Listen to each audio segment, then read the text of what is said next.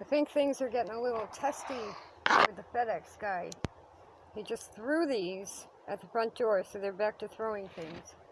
There he is over there with the rent-a-truck. I feel bad for them, but not that bad. I don't want them throwing things. This is the rat trap, and I am calling it a rat trap. I am still wearing gloves. Normally I spray all the boxes with Lysol or vinegar, because you can use vinegar to disinfect things.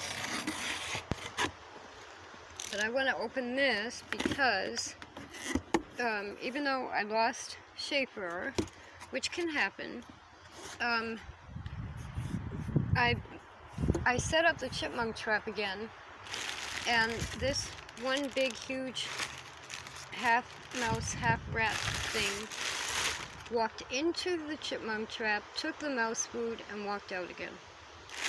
So this is the rat trap.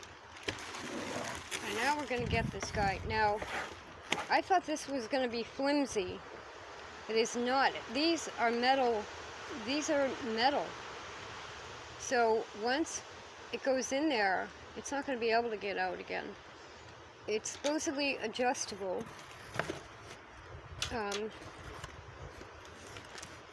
Which must have something to do with this ring, or maybe how you can pull it tighter or something.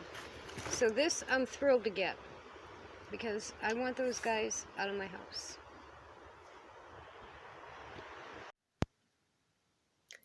Here is the rat trap, and I'll put the name and the link to it in the information section. Now, the only way these prongs that go down into the trap are welded to this ring, and you just bend them. So I tightened them up just a little bit. That's mouse food in the trap. And it does suggest you put peanut butter or sunflower seeds or something in there, but they've been going for the mouse food, so I'm just going to leave that in there. And then you can see once they go in through there, they can't climb back out again. I think it's a great trap, and it's more humane. Now, so on the side are two simple latches, and there's one handle, which is kind of odd, because then when you pick this up, the whole thing is going to sit at an angle as you remove the animal. But basically, and you should wear gloves in case they bite through there. You don't want to be bit by anything. Rat, squirrel, chipmunk, you don't want those to bite you. You should, if that does happen, you want to go get a rabies shot and a rabies test. So once they're in there, you pick up the whole trap, go outside, and you just undo those two latches on the left to let the animal go. It's a very simple, very basic trap. It doesn't involve a door closing or anything. But, I mean, one of the larger mice is literally tiptoeing through, in and out of the chipmunk trap. And they're ignoring the smaller mouse traps, so we'll see what we catch. It was $14.99 plus shipping. I don't know how you could go wrong if you have any kind of a problem. Now, a mouse, a regular sized mouse would try to jump up through that, and they would keep hitting the poles. So that wouldn't work. They wouldn't be able to. They're not coated with anything except whatever this all over coating is, but they would slide right back down. A good design. Now, one thing I want to add here, these other traps, I have another video up about these other types of traps.